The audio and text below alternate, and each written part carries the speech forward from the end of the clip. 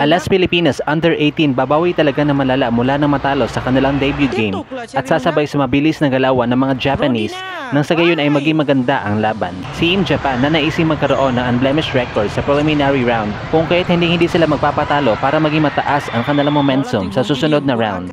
What's good, volleyball fans? It's nice to be back with you here on Powerhouse Volleyball PH.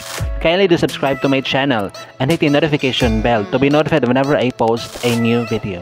Para sa ating fourth game on a Tuesday, quintuple header in preliminary round of 15th Asian Women's Under 18 Championship, June 18, 2024, Alas Pilipinas and the defending champions Japan will face each other. Parehong nakasagupaan na dalawang koponan na ito ang Iran sa kanilang debut games sa nasabing International League.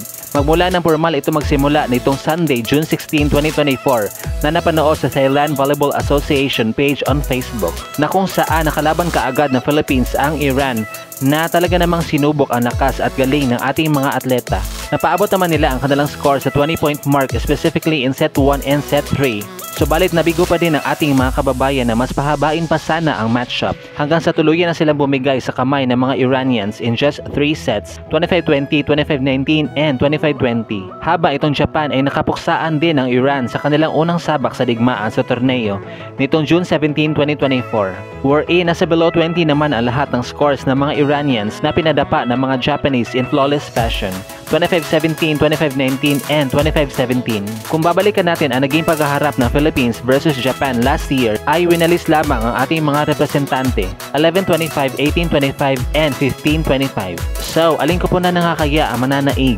Well, alam naman nating lahat na fully adapted talaga ang Japan sa fast play and synchronized attack. Yan na talaga ang kanilang tatak na kung saan sila nakilala. Kaya mahalaga talaga na basahin na maigi ang ating mga blockers ang malikot at nakakahilo na kamay ng Japanese setter upang hindi kaagad mabigla kapag pinaluan na sila, lalo na't marami ang mag-a-attempt na papalo.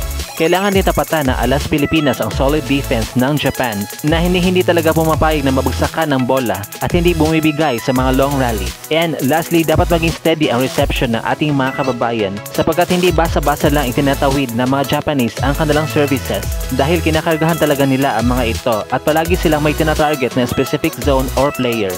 Kaya naman, suportahan pa din po natin ang Alas Pilipinas Under 18 sa kanilang huling laban sa 15th Asian Women's Under 18 Championship. Mamaya na po yan roughly around 5:30 PM nagaganapin sa Ratchaburi, Thailand na maaaring mapanood sa Thailand Volleyball Association official page on Facebook. At dito na nga po nagtatapos sa ating video. Thank you so much for watching. Huwag niyo mo kalimutan mag-subscribe sa akin channel para ma-notify ka kapag may panibago akong upload.